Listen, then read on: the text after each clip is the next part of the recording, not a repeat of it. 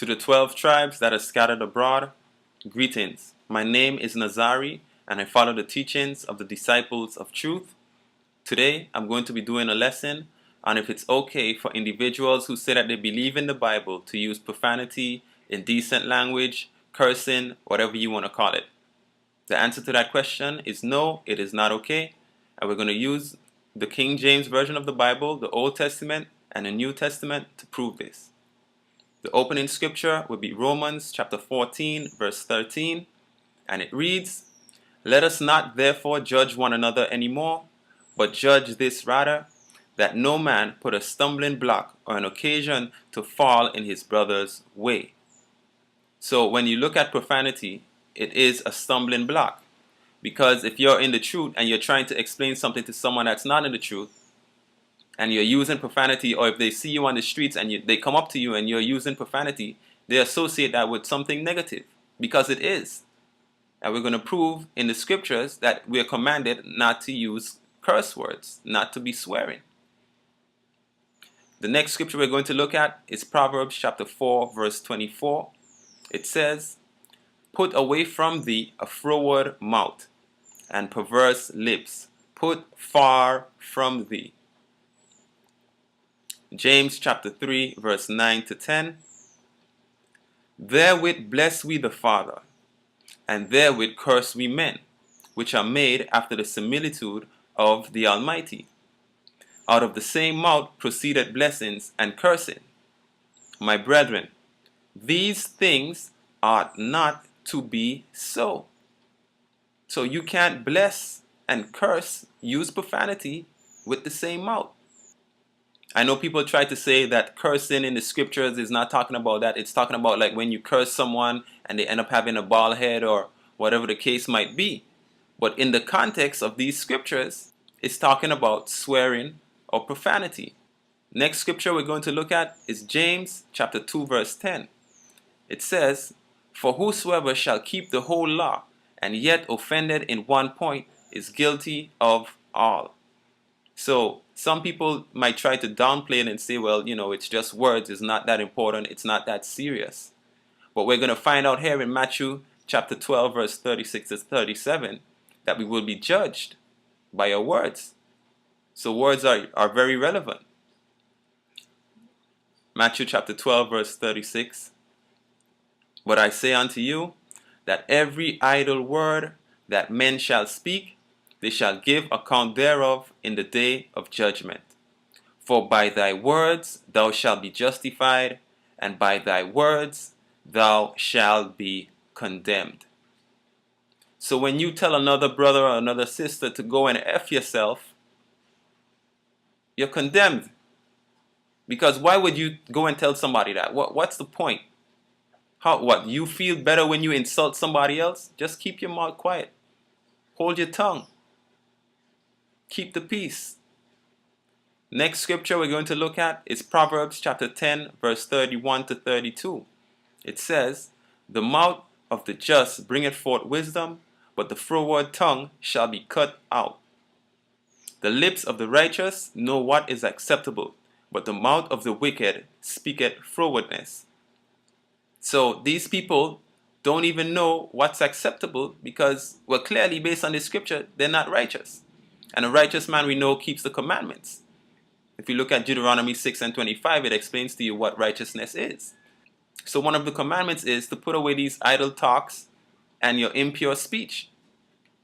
Proverbs chapter 10, verse 32, it says, "The lips of the righteous know what is acceptable, but the mouth of the wicked speaketh frowardness." Proverbs chapter 15, verse 1, "A soft answer turneth away wrath, but grievous words store up anger." And we see it all the time when people get in these heated debates to the point where they want to get physical.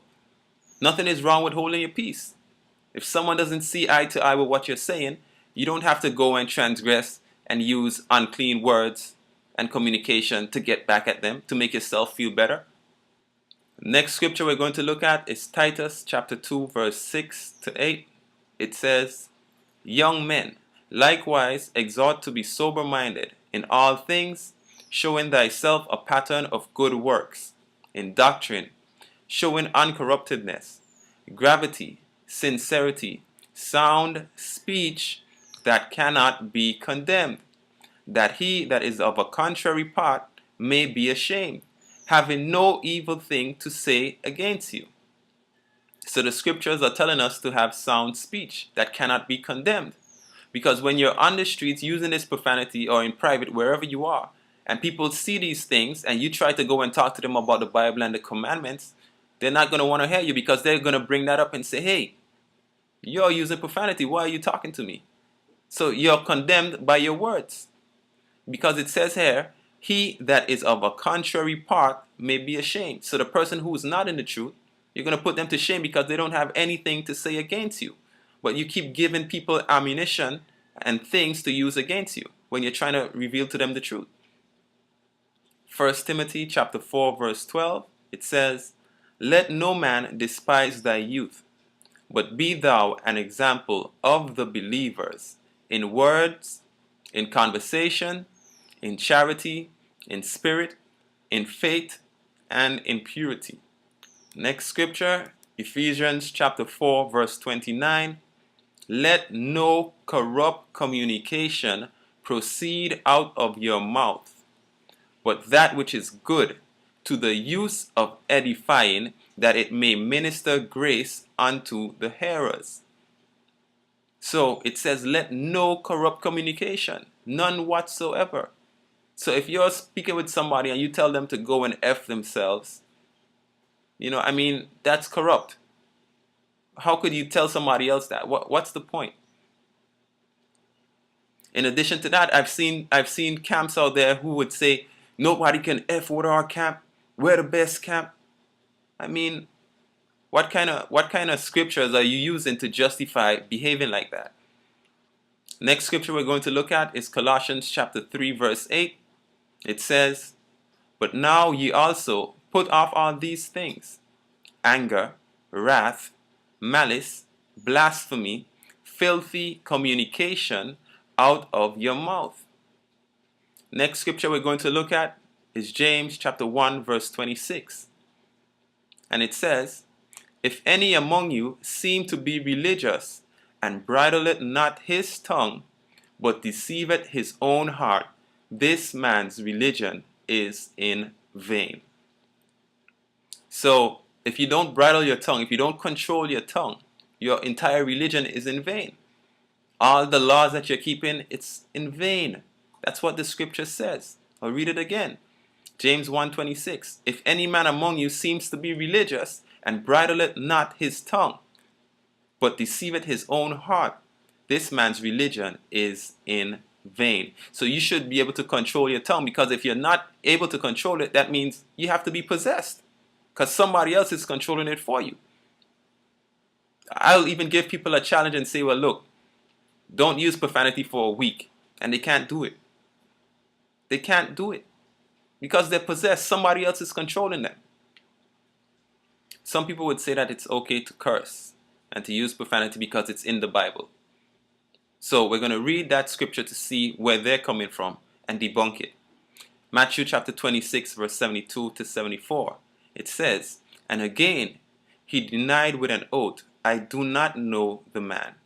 And after a while came unto him they that stood by, and said to Peter, surely thou also art one of them, for thy speech betrayed thee. Then began he to curse and to swear, saying, I know not the man. And immediately the cock crew. So people try to use this scripture and say, well, see, we have somebody in the Bible that's using profanity, they're swearing, and it says he began to curse and to swear.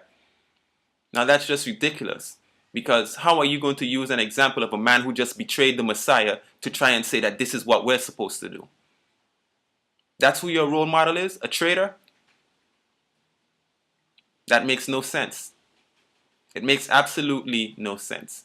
We can't get up today and say, well, okay, we can do that because it's mentioned in the Bible. Just because somebody is doing something, that has nothing to do with it. What does the scripture say? It says if you don't bridle your tongue, your religion is in vain. It says that the mouth of the righteous knows what is acceptable. That's what it says. Let's just close off with this scripture. Ecclesiastes chapter 12 verse 13. Let us hear the conclusion of the entire matter. Fear the Most High and keep his commandments, for this is the duty of man.